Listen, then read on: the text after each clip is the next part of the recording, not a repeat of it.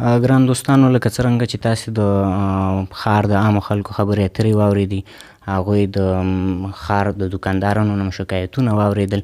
په همدغه مناسبت را سره د ډېر محترم د کونړ ولایت د ښاروالۍ مشر نظر محمد عتیقه را سره میلمه دی.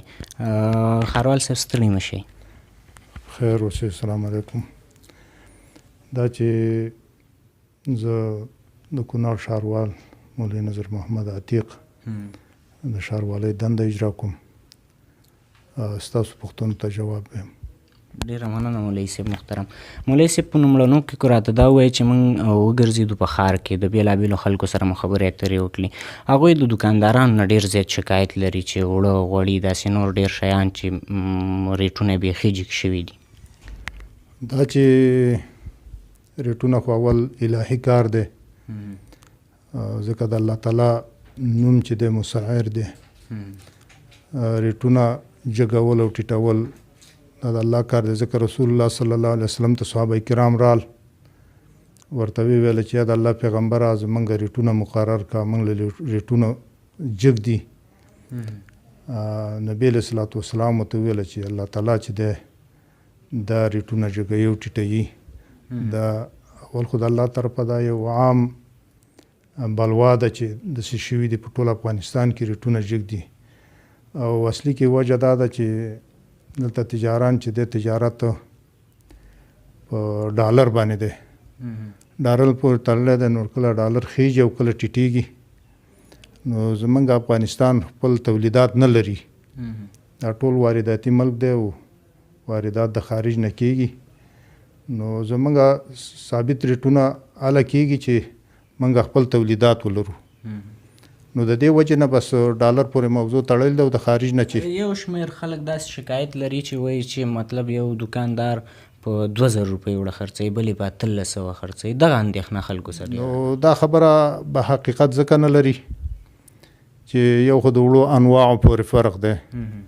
یو د بازار هغه ډوډۍ چې پخېږي دغه ځان له وړه دي، او ځینې وړه داسې دي چې هغه تاجیکي وړو ته وایي هغه قیمته دي، ځینې سپیشل وړه دي هغه ارزانه دي. نو دا د ریټونو جګوالی ټیټوالی د وړو اقسامو پورې تړلی دی. خو خلک دا شکایت کوي، موږ بار بار وتیستو، د هر ټول اصناف سره موږ خبرې کړي دي دې باره کې. نرخونه کنټرولول زموږ کار دی. خو هغوی راته بار بار دا جواب ویلی دی چې موږ یعنې ځینې 100 روپۍ موږ په تروړه کې هغوی له ارزیابي کړي دي چې بس دې نه زیاتې موږ نه ګټو، ځکه چې هغوی هم دا وایي چې موږ ته دا مال پاتې نشي او زموږ مال وځي. او بار بار موږ د دې خلکو سره رابطې کړي دي. خلکو شکایتونه حقیقت لري، خو سودا چې دا په ډالر ده دې وجې نه بس دا خیږي ریټونه او کله کته کېږي، ځکه دا ټول واردات د خارج نه کېږي. څه داخلي تولیدات نشته دی چې موږ بس په هغه باندې تکیه وکړو، ثابت نرخنامې ولې وټاکو. اوس تاسې د بازار خلکو ته نرخونه ورکړي، دوکاندارانو ته مو نرخونه ورکړي چې په هماغه نرخ باندې سودا خرڅه کړي؟ نرخونه خو د اتاق تجارت کار دی، هغه نرخونه دغه کوي او کنټرول یې زموږ د ښاروالۍ کار دی. موږ بار بار وتیستو، دلته اصناف شوراګانې راغوښتلي، هغوی سره پرې مشورې کړي دي، بیا والي صاحب غوښتلي دي په دې باره کې، او هغه یې سره مشورې کړي دي. خو هغوی راته دا خبره کړې چې د ډالر نرخ ورځ پورې تړلی دی. په ورځ کې کله ډالر کته ځي او کله پورته ځي، ثابت پاتې نه دی. د دې وجې نه دا ریټونه هم نه ثابتېږي او داسې یوه نرخنامه نه جوړېږي چې هغه ثابت نرخنامه شي، ځکه ډالر ولاړ نه دی په ځای باندې. نو کله چې دا ډالر ودرېږي، موږ ټول په دې هڅه کې استو، هم موږ او هم د ښاروالۍ مقام او همدارنګې د ولایت دا ټول ارګانونه په دې هڅه کې چې دا ریټونه را کنټرول شو. خو وجه دا ده چې بس ډالر په ځای ولاړ نه دی. مولوي صاحب، زیات خلک بیا داسې شکایت کوي چې لکه نن ډالر وخیږي، وړه 2000 ته وخیږي، خو بیرته هغه ډالر ښکته راشي مګر وړه په هماغه ځای ولاړي، وړه نه ارزانه کوي دوکانداران. نو دا خبره حقیقت ځکه نه لري چې په دې کې کم یو سړی چې په دې لاس په لاس موږ ډېرو ته ویلي دي، موږ خپلې نمبرې خورې کړي دي چې کم سړي تاسو سره په وړو کې زیاتی کوو، په هغه ساعت لاس په لاس هغه دوکاندار موږ ته راکوي. نو دا داسې بې اسناده او بې سنده شکایتونه دي موږ د دې ټولو ولسونو نه دا غواړو چې تاسو سره په دغه ورځ څوک زیاتی کوي په هغه ځای سړی پرېږده وایي دوکاندار او زموږ خواته راشئ او دا شکایت موږ ته راورسوئ. تر اوسه تاسو ته چا شکایت را رسولی؟ یعنې داسې اوازې کوي چې ګراني ده او دا دي واغه دي. دلته چې راشي موږ قناعت ورکړو بیا هغه تجاران وله راوغواړو خبرې ورسره وکړو خو هغوی څه داسې ثبوت نه چې په خلکو یې پیش کړي چې هغه په هغه باندې حجت قایم شي. خلک د کاروبار ډېر شکایت کوي چې په دې وروستیو کې خو ښار کې بیخي کاروبار خراب دی. نو کاروبار د ټول افغانستان خراب دی. یوازې د بانکونو وجه ده او همدارنګې بانکونه چې دي کم څه چې دي عواید بانکونو ته داخلیږي او کم تنخواګانې او معاشونه ترې فعلا لا شروع نه دي. کله چې معاشونه را واخیستل شي د بانکونو او په دې باندې دوکاندارانو ته هم ورکړه بیا شرا شروع شي نو بیا به ښه شي، ریټونه به هم ښه شي، د خلکو شکایتونه به هم کم شي. نو دا د ټول افغانستان د ستونزه شته ده، یوازې د کونړ او د اسداباد نه ده، د ټول افغانستان دا ستونزه ده. د ښار په صفایي کې تاسو تر اوسه څومره کار کړی؟ نو د ښار په صفایي کې د تحولاتو کې زموږ بعضې دا کم دغه چې ښکاري دا وسایط زموږ چې دي د اکثره په تحول کې لږ مشکلات دې کې پیدا شوي وو. چاته بیټري وړی و او چاته یو شی او چاته بل شی. نو کم اکثر هم فعال کړي دي. د کار په صفایي کې زموږ څو ناجران چې دي دا راځي او مدیران مکمل د غزور ښاروال چې دی غم راځي او موږ سره دلته زرین دستخط کوي او په کارونو کې راسه کومک هم کوي.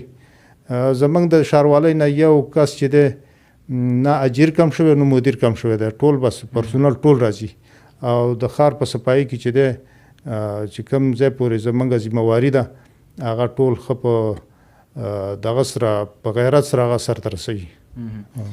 په ښار کې بیا د ریړو والا کوم چې د سړک په سر یې سوداګانې لګولې وي لکه هغوی ته بیا د ترافیکو د خوا نه مشکل جوړېږي. لکه تېر حکومت هغې ته یو داسې ځای برابر کړی چې هملته وکولی شي ټولې ریړې یو ځای ته راټولې شي. تاسې هغې برخه کې څه کړي؟ نو دلته مخکې لکه تېر حکومت کې دې له تختونه جوړ شوي دي او هغه تختونو باندې عمل نه دی شوی. هغه تختونه څه نه څه جوړ شوي دي، هغه ایښودل شوي دي. د هغه په ځای بیا په خوا کې یوه بله ریړه راوستل شوې ده، هغه هم ایښودل شوې ده. همدارنګې د هغه په خوا کې یو ګاډی هم ولاړ نو سړک یې ډېر زیات سړک یې ډېر مزاحمت کړی دی او سړک یې ډېر زیات تنګ کړی دی.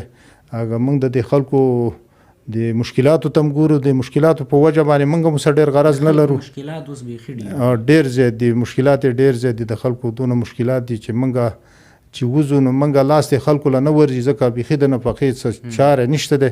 دغه تخونه چې دی یو ته ورکړل شوی بل ته نه دی ورکړل شوی، هغه مجبور دی چې ریړه راولي. هغه مجبور دی چې ریړه ودرولي. تاسو څه کوئ؟ انشاءالله موږ کوشش کوو چې دې ته څه مساعد ځای برابر کړو او د هغوی له کاروبار پیدا کړو.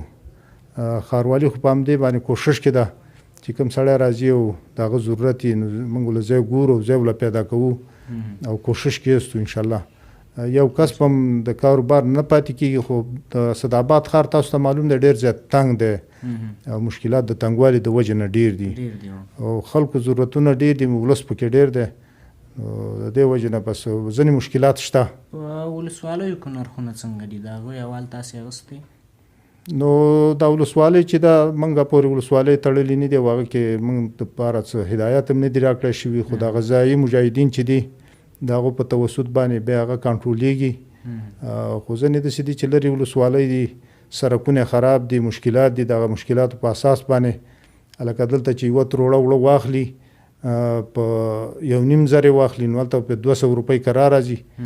په خپله دغه د سړکونو د وجې نه او د مشکلاتو د وجې نه هغه وړه ته بیا 200 روپۍ ګران خرڅېږي. څه به پکې هغه تجار به پکې خپله هم څه ګټه کوي نو وټو یو 300 روپۍ ګران خرڅېږي نو بیا په خپله په دې باندې په 1800 روپۍ هغوی ته هلته تمامېږي که نه. نو د دغه وجې نه ټول نرخونه چې د امارت اسلامي هر ځای کې کنټرول لري او یو ځای هم داسې بې کنټروله پاتې نه دی. بل د دوکاندارانو ته د ښار ټولو دوکاندارانو ته تېر حکومت خپل جوازونه ورکړي وو. اوس اسلامي امارات به همغه جوازونه اوس فی الحال چلوي که نه جوازونه یې بدلیږي؟